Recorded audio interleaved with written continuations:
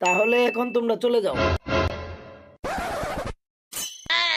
এই মাতবনি ফ্রিজ থেকে একটা বাইকে ঝালমুড়ি খাবো।